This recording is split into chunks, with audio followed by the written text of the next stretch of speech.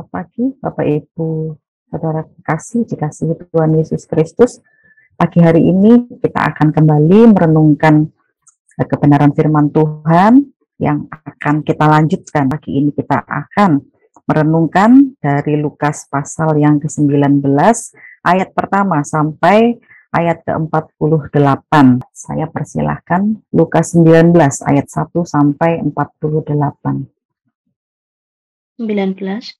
Yesus masuk ke kota Yeriko dan berjalan terus melintasi kota itu. Di situ ada seorang bernama Zakheus, kepala pemungut cukai, dan ia seorang yang kaya. Ia berusaha untuk melihat orang apakah Yesus itu, tetapi ia tidak berhasil karena orang banyak, sebab badannya pendek. Maka berlarilah ia mendahului orang banyak, lalu memanjat pohon ara untuk melihat Yesus yang akan lewat di situ. Ketika Yesus sampai ke tempat itu, ia melihat ke atas dan berkata, "Zakheus, segeralah turun, sebab hari ini aku harus menumpang di rumahmu."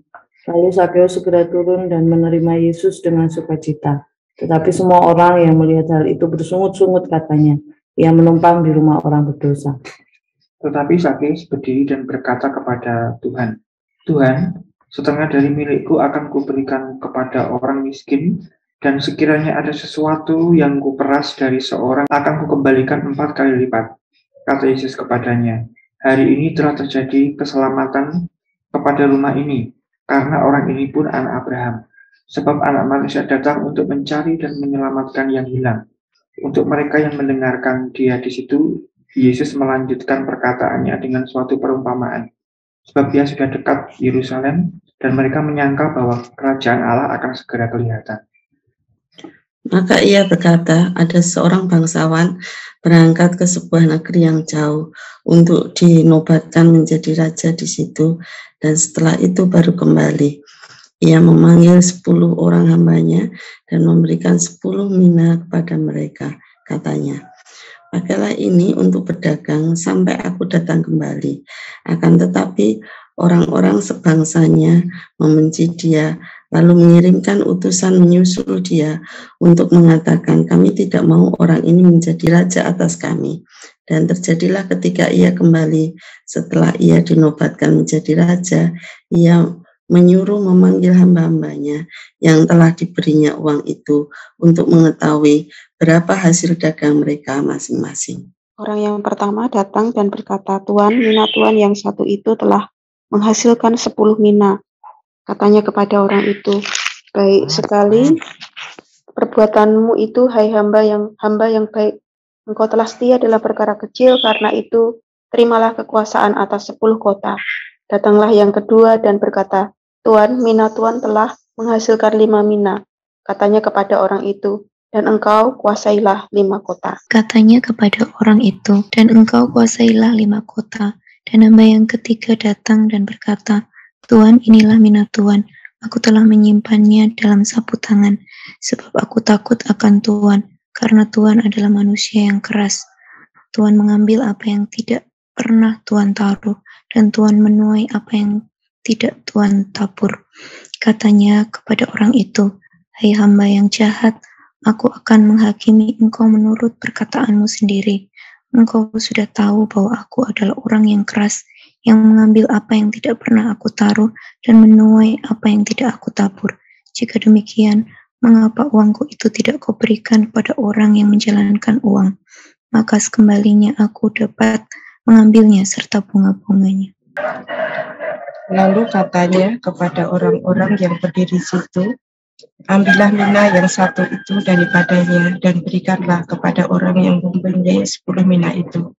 Kata mereka kepadanya, "Tuan, ia sudah mempunyai 10 mina." Jawabnya, "Aku berkata kepadamu, setiap orang yang mempunyai kepadanya akan diberi, tetapi siapa yang tidak mempunyai, daripadanya akan diambil juga apa yang ada padanya."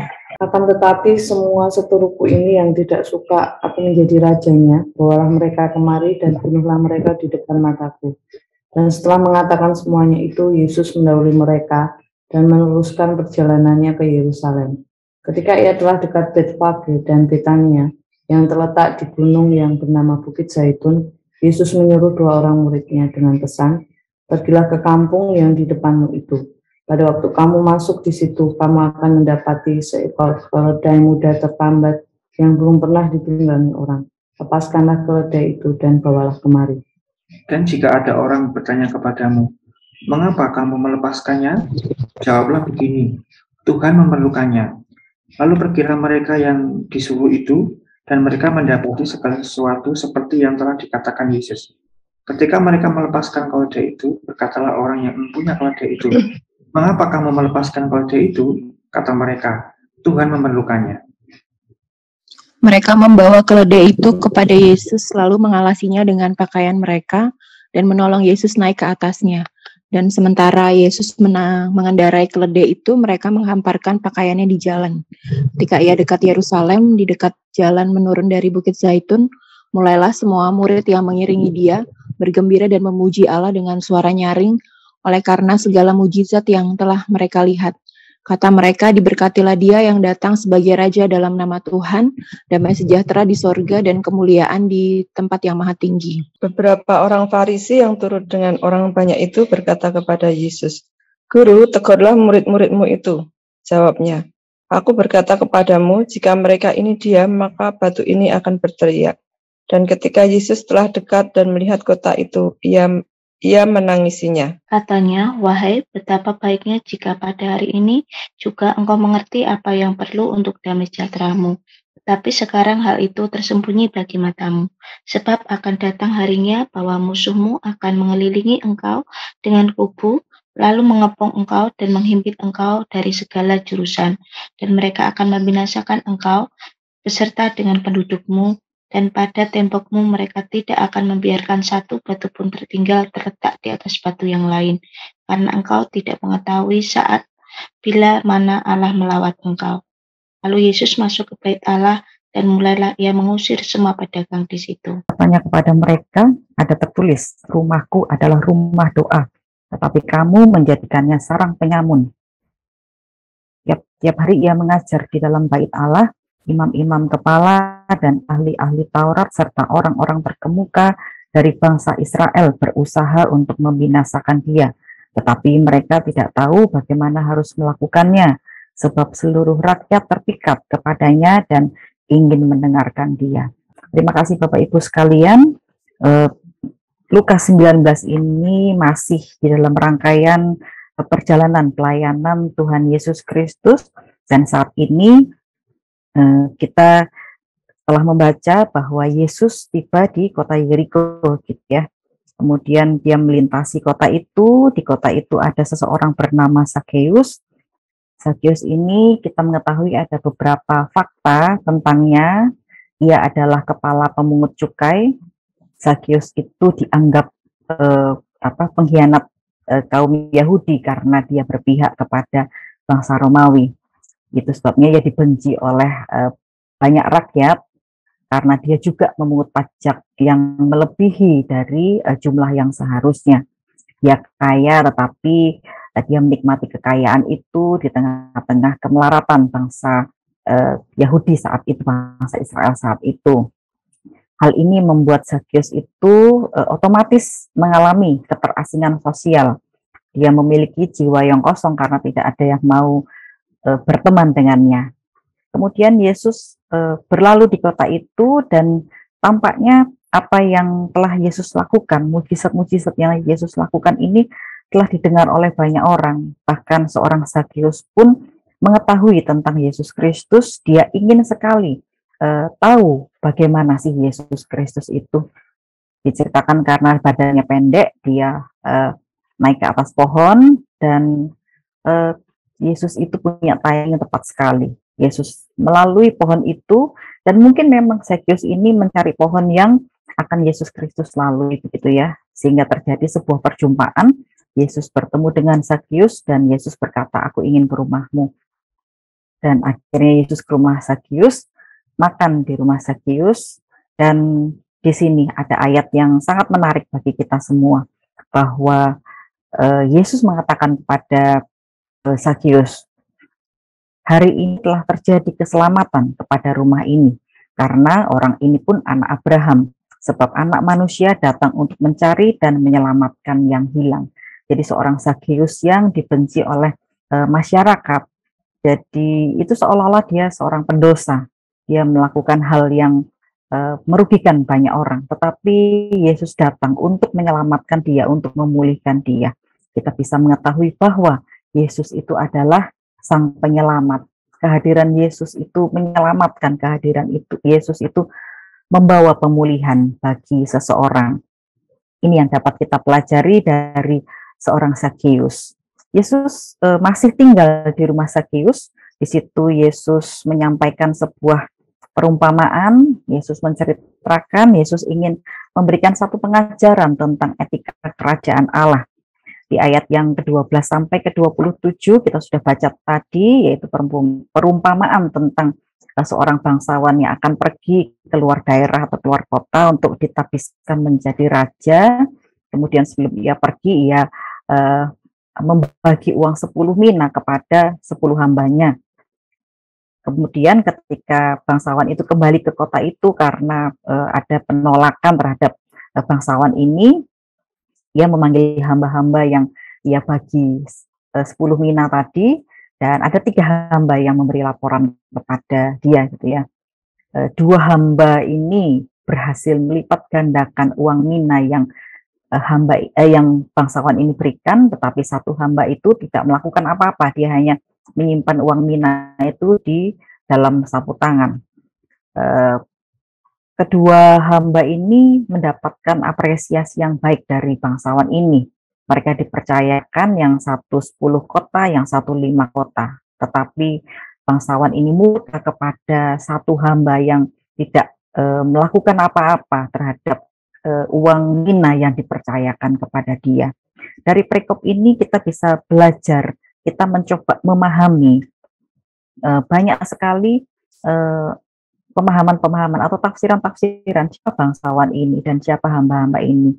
Mari kita menganggap kalau bangsawan ini adalah Allah Bapa sendiri, seperti itu ya. Allah Bapa yang memiliki segala kuasa, otoritas, kekayaan, dan Allah Bapa ini mempercayakan satu uang mina. Uang mina itu anggaplah 1 talenta bagi kita. Ketika kita tidak mengapa-apakan talenta itu, ketika kita hanya duduk diam saja.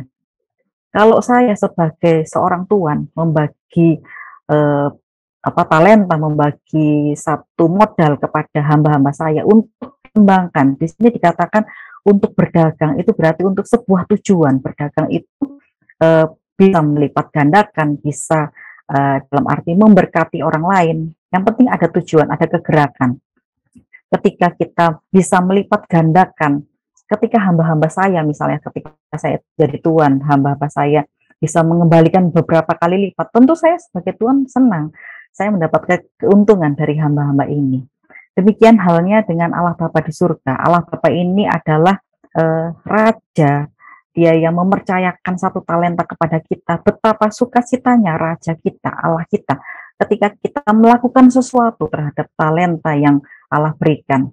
Saya ada membaca beberapa artikel, mina ini juga dapat diartikan sebagai kehidupan, hidup yang baru yang Allah berikan kepada kita. Lalu, mengapa kita harus diam saja terhadap hidup yang baru ini? Bukankah kita ini juga akan dimampukan oleh Allah sendiri untuk membagikan cerita tentang hidup baru ini. Hidup baru yang artinya adalah keselamatan yang kita terima dan kita nikmati. Kita ceritakan itu kepada orang lain, sehingga orang lain itu pun bisa tergerak, mendengar, dan memiliki keinginan, kerinduan untuk juga punya hidup yang baru itu, keselamatan yang merupakan anugerah Allah itu. Kita berlanjut kepada perjalanan Yesus Kristus yang selanjutnya. Yesus ini memasuki kota Yerusalem, di sini diceritakan di ayat ke-28 sampai ke ayat yang ke-44, ketika Tuhan Yesus itu memasuki kota Yerusalem. Di situ Tuhan Yesus melakukan persiapan-persiapan, meminta para murid untuk melepaskan keledai dari tambatannya, dan murid-muridnya melakukan hal tersebut.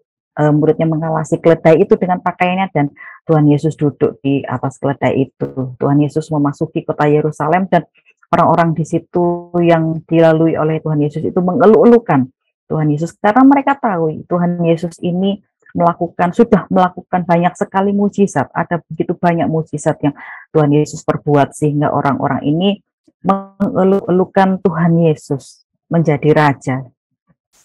Di dalam perjalanan itu ada orang-orang Farisi yang tampaknya tidak suka. Orang Farisi itu mengatakan kepada Tuhan Yesus, "Guru, tegurlah muridmu." Tetapi Tuhan Yesus berkata, "Kalau muridku diam, batu-batu akan berteriak." Jadi Tuhan Yesus itu biarlah orang-orang itu melakukan segala hal apa yang menjadi keinginannya. Kalau dia ingin memuji Allah, biarkan orang itu memuji Allah. Karena itu merupakan pujian dari segenap hati, dari hatinya yang paling dalam. Kemudian ketika masuk ke kota Yerusalem, kita mendapati Tuhan Yesus menangis. Ya, dapat kita bayangkan ya, Tuhan Yesus menangisi kota Yerusalem itu. Yesus di dalam hatinya dia pasti merasakan dan memikirkan Yerusalem ini di dalamnya ada bait Allah, di mana seharusnya Yerusalem itu menjadi sebuah kota yang penuh dengan shalom, penuh dengan damai sejahtera. Tetapi ternyata yang Tuhan Yesus dapati, fakta yang ada adalah terjadi banyak penyimpangan atas kehendak Allah di kota Yerusalem itu. Yesus menangisi kota itu, dan Yesus tahu bahwa ada satu saat tertentu di mana Yerusalem ini mengalami keruntuhan. Yesus menangis karena dia memiliki hati yang sungguh-sungguh ingin bahwa seluruh penghuni Yerusalem ini diselamatkan. Itu sebabnya dia sangat menyesali apa yang kejahatan-kejahatan yang terjadi di dalam Yerusalem ini. Kemudian Yesus kembali melakukan perjalanannya. Yesus masuk ke bait Allah yang ada di Yerusalem itu. Bait Allah di mana ini seharusnya menjadi satu batu penjuru. Bait Allah ini adalah satu simbol kekuasaan Allah. Simbol di mana seharusnya ada damai sejahtera di Yerusalem itu. Yesus masuk ke bait Allah dan dia tampaknya juga kecewa karena di bait Allah ini ada hal-hal nista yang orang-orang lakukan dalamnya, perdagangan-perdagangan ilegal dan hal-hal yang tidak berkenan di hadapan Allah. Disitulah Yesus murka. Yesus itu menertibkan, memporak-porandakan segala hal yang tidak baik di bait Allah itu. Kemudian setelah Yesus memporak-porandakan itu semuanya, di sini dikatakan di ayat yang ke-47, tiap-tiap hari Yesus mengajar di dalam bait Allah, seluruh rakyat terpikat kepadanya dan ingin mendengarkannya. Kita melihat bahwa Yesus ini memberikan satu pengajaran yang penuh kuasa, memberikan pengajaran yang sungguh-sungguh merupakan kebenaran sehingga dapat mengikat banyak rakyat. Di sini kita juga bisa belajar bahwa ketulusan hati Yesus dalam menyampaikan kebenaran itulah yang membuat banyak orang ini terpikat dan ingin mendengarkan dia. Tetapi kita tahu imam-imam kepala dan ahli-ahli Taurat, juga orang-orang terkemuka itu ingin membinasakannya, tetapi Tuhan Yesus tahu timing yang tepat. Dia tahu apa yang harus dia lakukan, apa yang harus dia lakukan untuk menghadapi imam-imam kepala dan ahli-ahli Taurat ini. Mengapa imam-imam kepala dan ahli-ahli Taurat juga orang-orang terkemuka ini ingin membinasakan Yesus? Ya, karena mereka melakukan kesalahan dalam melakukan kehendak Allah. Firman Tuhan itu tidak mereka laksanakan dengan baik. Ketika seseorang itu ditegur, mereka imam-imam kepala ini ditegur, mereka merasa malu, dan Yesus itu menegur mereka itu kita tahu ya sangat tajam, sehingga tampaknya apa yang dikatakan Yesus itu ditujukan kepada mereka sangat tajam. Itu sepertinya itu benar-benar mencoreng harga diri mereka. Kita belajar dari imam-imam kepala ini, Bapak Ibu sekalian, ketika kita mendengarkan firman Tuhan dan ketika kita mendapati bahwa kita dikoreksi melalui firman Tuhan itu, janganlah kita seperti imam-imam kepala ini, ahli-ahli Taurat ini, kita marah, kita kecewa, lalu kita undur daripada Tuhan. Tidak ya, kita tetap taat, kita bersyukur kepada Tuhan dan terus lakukan kehendaknya. terus lakukan firman-Nya sebagai ungkapan syukur kita bahwa kita ini diberi satu keselamatan, dan itu anugerah yang terbesar, tidak tergantikan. Dan seharusnya lah kita dengan tulus hati melakukan kehendak Allah dan mewartakan apa yang menjadi kehendak Allah itu. Apa kehendak Allah itu? Yaitu keselamatan dari seluruh bangsa. Dari bacaan kita pagi hari ini dari Lukas 19, kita boleh mempelajari, kita bisa menarik satu amanat teks bahwa Yesus Kristus itu adalah Tuhan yang membawa keselamatan dan kehidupan yang baru. Tetap terus tunduk dan hormat kepadanya, dan bertanggung jawablah atas kehidupan yang telah Ia beri, kehidupan baru yang telah Ia beri.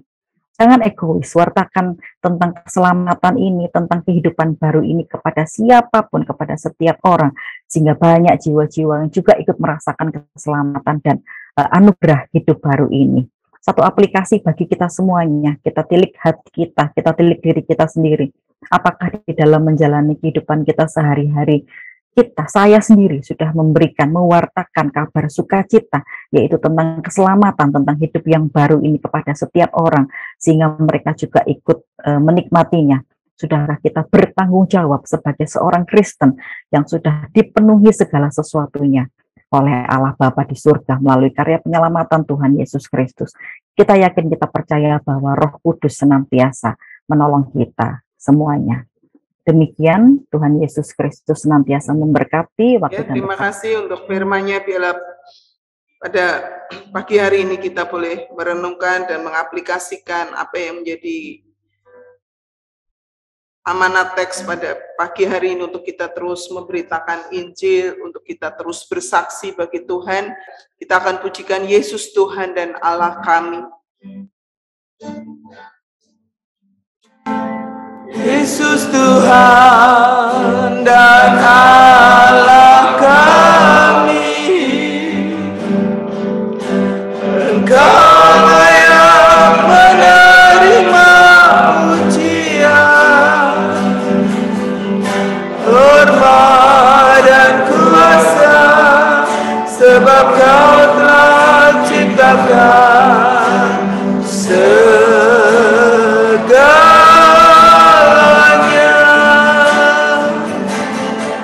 Oleh karena kehendak-Mu,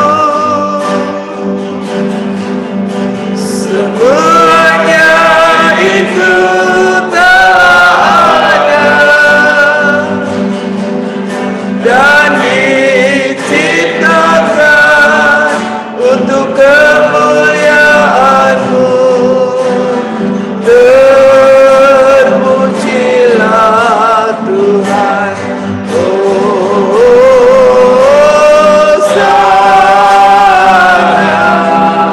Terpujilah Tuhan, terpujilah Tuhan Yesus. Hosana. Terpujilah Tuhan, terpujilah Tuhan Yesus.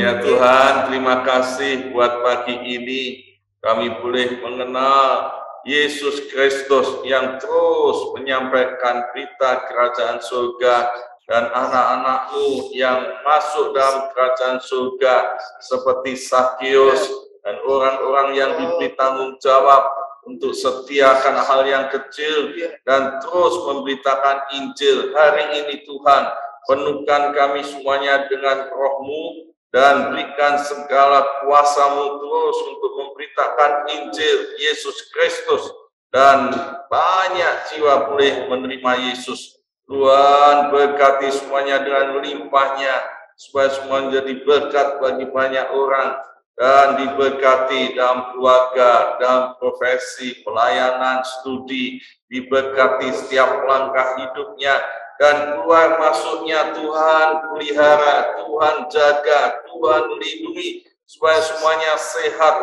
tanpa kesakitan, dan semua terus mengucap syukur. Dan kami percaya Tuhan, bersama Tuhan Yesus, nama Tuhan dipermuliakan lewat hidup kami. Di dalam nama Tuhan Yesus kami sudah berdoa. Amin.